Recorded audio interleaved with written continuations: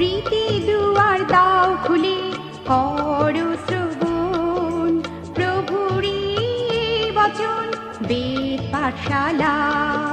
প্রীতি দুয়ার দাও খুলে করো শ্রবণ, প্রভুরই বচন বেদ পাঠশালা।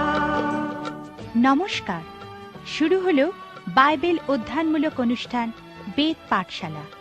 এই অনুষ্ঠানে আপনাকে জানাই আমাদের প্রীতি ও শুভেচ্ছা। নিয়মিত এই অনুষ্ঠানে শুনতে পাবেন ঈশ্বরের বাক্য, পবিত্র বাইবেলের ধারাবাহিক বিশ্লেষণ। আশা করি এই অনুষ্ঠানের মধ্যে দিয়ে আত্মিকভাবে বৃদ্ধি লাভ করছেন। তাহলে শুনুন বেদ পাঠশালা। প্রিয় শ্রোতা বন্ধু, বেদ পাঠশালা অনুষ্ঠানে আপনাকে সাদর অভ্যর্থনা জানাই।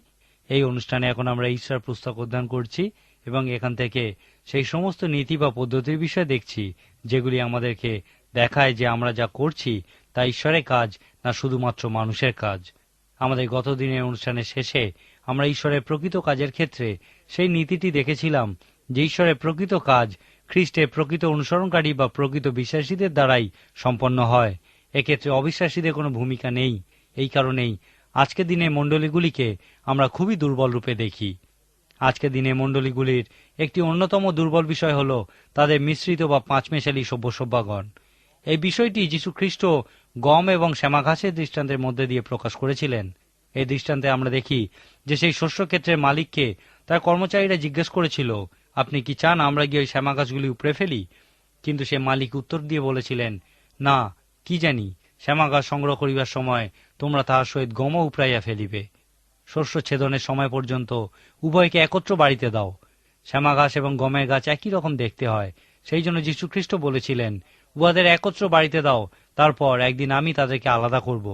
মণ্ডলীগুলির মিশ্র জনসংখ্যার ক্ষেত্রেও এই একই কথা প্রযোজ্য। ঈশ্বরের কাজের ক্ষেত্রে এখন আমরা আর একটা নীতি বা পদ্ধতির বিষয় দেখব যা আমাদেরকে বলে কেন আজকের দিনে মণ্ডলীগুলি দুর্বল। আজকের দিনে বেশিরভাগ মণ্ডলীতে এই কথা প্রচার করা হয় না যে মণ্ডলী হল বিশ্বাসীদের। আজকের দিনে বেশিরভাগ সময়ই আমরা দেখি যে মণ্ডলী প্রধান স্থানগুলিতে তাদেরকেই বসানো হয় যারা অর্থবান, যাদের সমাজে প্রতিষ্ঠা আছে, কিন্তু এই বিষয়ে চিন্তা করা হয় না যে তারা বিশ্বাসী কিনা। আজকের দিনে মণ্ডলী সভ্যসভ্যাগণকে একবারও জিজ্ঞাসা করা হয় না, আপনি কি যীশু খ্রিস্টে বিশ্বাস করেন? আপনি কি খ্রিস্টকে আপনার জীবনের রাজারূপে স্বীকার করেছেন? ঈশ্বর পুস্তক থেকে ঈশ্বরের কাজের ক্ষেত্রে আমরা এখন যে নীতিটি দেখছি তাও বলে ঈশ্বরের কাজ ঈশ্বরের লোকেদের দ্বারাই সম্পন্ন হওয়া উচিত। এই কাজে যে কেউ, অর্থাৎ যাদের কোনো ব্যক্তিগত স্বার্থসিদ্ধির উদ্দেশ্য থাকে, তাদের করা উচিত নয়। যদি ব্যক্তিগত স্বার্থসিদ্ধির উদ্দেশ্য নিয়ে কেউ ঈশ্বরের কাজ করে থাকে তাহলে সেই ঈশ্বর পুস্তকে বর্ণিত এই নীতির লঙ্ঘন করে। এই কারণে যীশু খ্রিস্ট সেই সমস্ত লোক যারা মনে করত তারা অনেক আশ্চর্য কাজ করেছে তাদেরকে বলেছিলেন, হে মন্দ কার্যকারীরা, আমার কাজে তোমাদের কোনো অংশ নাই। ঈশ্বর পুস্তকে বর্ণিত সপ্তম নীতি বা পদ্ধতিটি হল ঈশ্বর তার কাজের ক্ষেত্রে সমস্ত বিপক্ষতা জয় করবেন। যে সমস্ত প্রকৃত বিশ্বাসীগণ ঈশ্বরের কাজের ক্ষেত্রে বিভিন্ন বিপক্ষতার সঙ্গে লড়াই করে চলেছেন তাদের কাছে এই নীতি বা পদ্ধতিটি প্রকৃতই একটি সুন্দর প্রতিজ্ঞাস্বরূপ। এমন অনেক বিশ্বাসী আছেন যারা তাদের জীবনে ব্যক্তিগতভাবে এই প্রতিজ্ঞার বাস্তব রূপায়ণের অভিজ্ঞতা অর্জন করেছেন। তারা প্রত্যক্ষ করেছেন কিভাবে ঈশ্বর তার কাজের ক্ষেত্রে সমস্ত বিপক্ষতার উপরে জয়লাভ করেছেন।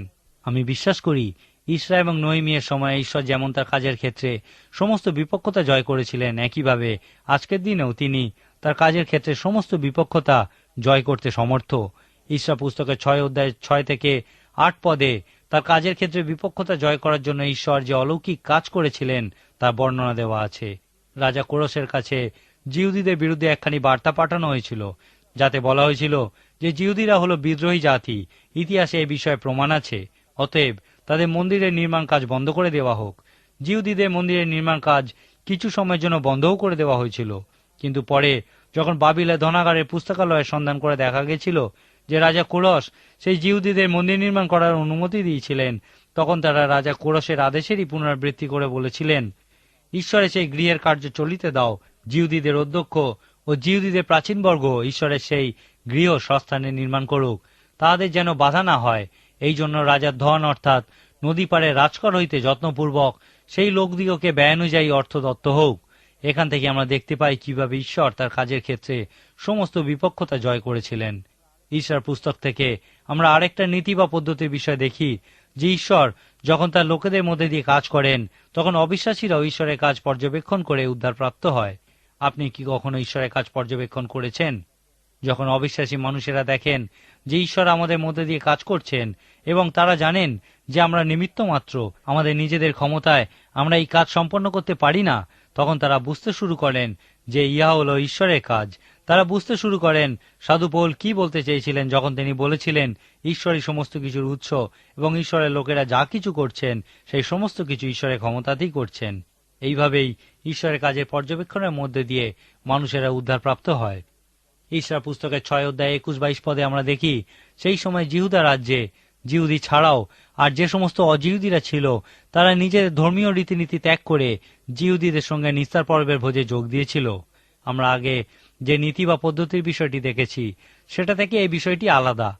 ইহা সেই বিষয়ের সঙ্গে এক নয় যে কোনো অবিশ্বাসী এলো এবং বলল যে সে ঈশ্বরের কাজে অংশগ্রহণ করতে চায়। ইহা সম্পূর্ণ আলাদা একটি বিষয়। যখন সেই জিহুদিরা উদ্ধারপ্রাপ্ত হয়েছিল, নতুন নিয়ম অনুযায়ী নতুন জন্ম লাভ করেছিল, তখন তারা ঈশ্বরের লোকেদের সমগোত্রীয় হয়েছিল। তারা সেই সমস্ত মানুষে পরিণত হয়েছিল যাদের মধ্যে দিয়ে ঈশ্বর তার কাজ সম্পন্ন করে থাকেন। এখন আমরা নবম নীতি বা পদ্ধতির বিষয় দেখব। সেই নীতিটি হল, সেই সমস্ত নেতৃবর্গ যারা ঈশ্বরের কাজ করছেন তারা দেখবেন যে ঈশ্বরের বাক্য ঈশ্বরের কাজের বিষয়ে প্রকাশ করে। এখানে ইসরাকে আমরা উদাহরণস্বরূপ দেখতে পারি। ইসরা স্থির সিদ্ধান্ত নিয়েছিলেন যে তিনি ঈশ্বরের বাক্য শিক্ষা করবেন, ঈশ্বরের বাক্যের প্রতি বাধ্য থাকবেন এবং ঈশ্বরের বাক্য শিক্ষা দেবেন। আমাদের গত দিনের অনুষ্ঠানে যখন আমরা ইসরার বিষয়ে অধ্যয়ন করছিলাম, আমরা ইসরাকে বাইবেলে বর্ণিত ঈশ্বরের লোকেদের মধ্যে একজন উজ্জ্বল দৃষ্টান্ত স্বরূপ দেখেছিলাম। ইসরা হিলকিয় নামক ব্যক্তির বংশধর ছিলেন, যিনি রাজা যোশিয়ার সময় মন্দির থেকে ঈশ্বরের ব্যবস্থা পুস্তক আবিষ্কার করেছিলেন। তার এই আবিষ্কারে সেই সময় লোকেদের মধ্যে ঈশ্বরের বাক্য সম্বন্ধে একটা জাগরণের সৃষ্টি করেছিল। ইসরাও তার জীবন ও কাজের মধ্যে দিয়ে ঈশ্বরের বাক্যের প্রতি আগ্রহের ক্ষেত্রে এই জাগরণের ধারা অব্যাহত রেখেছিলেন।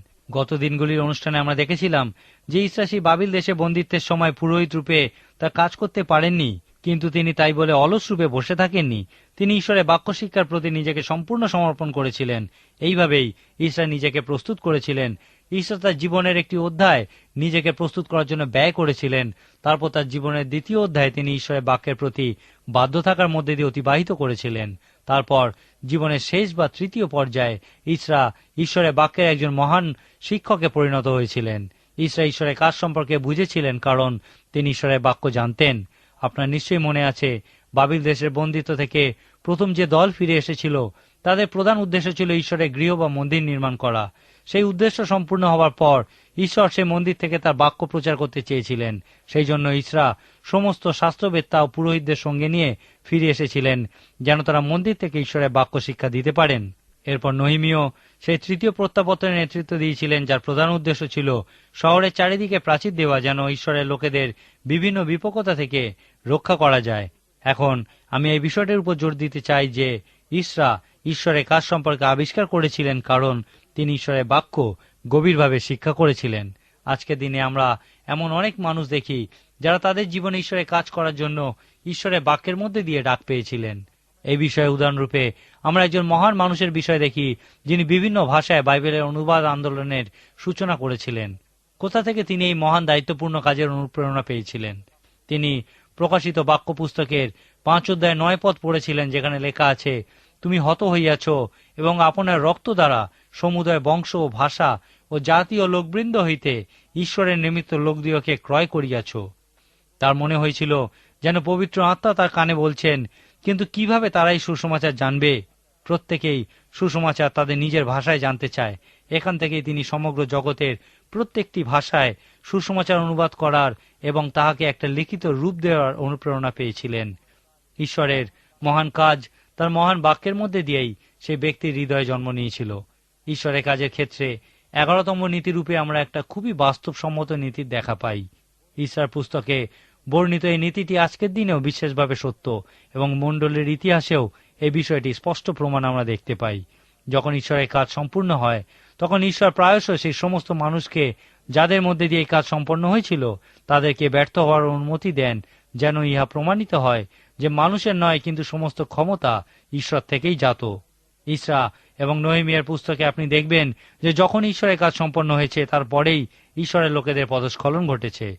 ঈশ্বরের লোকেরা সেই স্থানে বসবাসকারী অবিশ্বাসী মানুষদের বিভিন্ন রীতিনীতি দ্বারা আকর্ষিত হয়েছিল। ইসরা এবং নহমীয় পুস্তকের প্রায় একই জায়গায় আমরা মানুষের নৈতিক ও আধ্যাত্মিক ব্যর্থতার একটা বিবরণ দেখতে পাই। হয়তো আপনার মনে হতে পারে, কেন ইহা ঘটেছিল? যখন মানুষের কাজই ঈশ্বরের কাজ হয়, তখন এই বিষয়টিকে আমরা আরেকটা নীতিরূপে দেখতে পাই। ঈশ্বরের ধন্যবাদ হোক যে ইহা সর্বদা নয়, কিন্তু কিছু কিছু ক্ষেত্রে সত্য। কিন্তু যখন কোনো মানুষের দ্বারা ঈশ্বরের মহান কাজ সম্পন্ন হয়, তখন প্রায় সময় এই বিষয়টিকে সত্য রূপে দেখা যায়। যেমন রাজা দাউদ, সিমসন এবং আরো অনেক মহান ঈশ্বরের লোকেরই ঈশ্বরের কাজ সম্পন্ন করার পর পদস্খলন হয়েছিল। সাধু মসির ক্ষেত্রে আমরা দেখেছি যে তিনি সেই প্রতিজ্ঞা দেশে প্রবেশ করতে পারেননি। সম্ভবত এই সমস্ত ঘটনার মধ্যে দিয়ে ঈশ্বর আমাদেরকে দেখাতে চান যে তিনি হলেন সমস্ত কাজের উৎস, সেই সমস্ত জাগতিক মানুষেরা নন। এই কারণেই ঈশ্বর তার কাজ সম্পন্ন করার পর সেই সমস্ত মানুষের পতন হতে দেন। এখন কেন এই ব্যর্থতা বারবার আসে, সেই প্রসঙ্গে আরেকটি কারণ দেখব। ঈশ্বর পুস্তক থেকে ঈশ্বরের কাজের ক্ষেত্রে 12তম নীতিরূপে আমরা দেখি যে ঈশ্বর যখন এই পৃথিবীতে তার কাজ কোনো মানুষের মাধ্যমে সম্পন্ন করে থাকেন, তখন শয়তান সর্বদা সেই মাধ্যমকে কলঙ্কিত করতে চেষ্টা করে। আমি একজন পুরোহিতের বিষয়ে শুনেছিলাম, যিনি একবার একটি পুরোহিতদের সম্মেলনে ভাষণ দিতে গিয়ে বলেছিলেন, পবিত্র আত্মার দ্বারা ব্যবহৃত হওয়ার পর কোনো ব্যক্তির অবশ্যই লোকেদের সঙ্গে মেলামেশার ক্ষেত্রে সাবধানতা অবলম্বন করা উচিত, কারণ পবিত্র আত্মার সাহায্যে বিভিন্ন মহান কথা বলার পর যেন সেই ব্যক্তি কোনো মন্দ বা বাজে কথা না বলে ফেলে। একটি রবিবার সকালের উপাসনায় একজন পুরোহিত খুব সুন্দর প্রচার করেছিলেন। তারপর উপাসনার শেষে যখন তিনি সমস্ত লোকেদের সঙ্গে করমর্দন করছিলেন, তখন হঠাৎ একটি দম্পতিকে দেখে তিনি তাদের কাছে এগিয়ে গিয়েছিলেন এবং সেই দম্পতির সঙ্গে কথা বলছিলেন। সেই মহিলা সন্তান সম্ভব ছিলেন এবং সেই পুরোহিত তাদেরকে গিয়ে অন্য কিছু জিজ্ঞাসা করার বদলে জিজ্ঞেস করেছিলেন যে তারা বিবাহ করেছে কিনা। সেই দম্পতি এতটাই মর্মাহত হয়েছিলেন যে তারা আর কখনো সেই উপাসনায় যোগ দিতে আসেননি। পবিত্র আত্মার দ্বারা ব্যবহৃত হওয়ার পর সেই পুরোহিতের সতর্ক হওয়া উচিত ছিল যেন তিনি এমন কিছু না বলে ফেলেন যা মানুষকে আঘাত দিতে পারে। ঈশ্বর পুস্তক থেকে আমরা ঈশ্বরের কাজের ক্ষেত্রে কতগুলি নীতি বা পদ্ধতি বিষয় দেখলাম। প্রকৃতপক্ষে ঈশ্বর যা বলতে চেয়েছিলেন, সংক্ষেপে আমরা তা এইভাবে বলতে পারি, ঈশ্বর তার পরিকল্পনা অনুযায়ী তার লোকেদের মধ্যে দিয়ে তার ক্ষমতা ব্যবহার করে তার উদ্দেশ্য পূরণ করেন। আপনি কি ঈশ্বরের লোকেদের একজন? আপনি কি এই বিষয়ে জানেন যে আপনি হলেন ঈশ্বরের ক্ষমতা ব্যবহার করার একটা মাধ্যম? আপনি কি জানেন যে ঈশ্বরের ক্ষমতার উদ্দেশ্য হলো তার পরিকল্পনা অনুযায়ী আপনার মধ্যে দিয়ে তার কাজ সম্পন্ন করা? এই বিষয়ে যদি আরো কিছু জানতে চান, তাহলে অবশ্যই আজই আমাদের সঙ্গে যোগাযোগ করুন। আজকে আমার আর সময় নেই। আশা করি আগামী দিনগুলিতেও আপনি আমাদের সঙ্গে এই অনুষ্ঠানে উপস্থিত থাকবেন। ঈশ্বর আপনার জীবনে মঙ্গল করুন। প্রিয় শ্রোতা বন্ধু, আজ আর সময় নেই। আপনি যদি প্রভু যীশু ও তার জীবনী সম্পর্কে আরো বেশি কিছু জানতে চান, তাহলে অবশ্যই পত্রের মাধ্যমে আমাদের সাথে যোগাযোগ করুন। যোগাযোগের জন্য আমাদের ঠিকানা হল বেদ পাঠশালা, বিশ্ববাণী, পোস্ট বক্স নম্বর 16925, কলিকাতা 700034। আবার বলছি, বেদ পাঠশালা, বিশ্ববাণী, পোস্ট বক্স নম্বর 16925, কলিকাতা 700034। তাহলে আজকের মতো বিদায় নিচ্ছি। নমস্কার।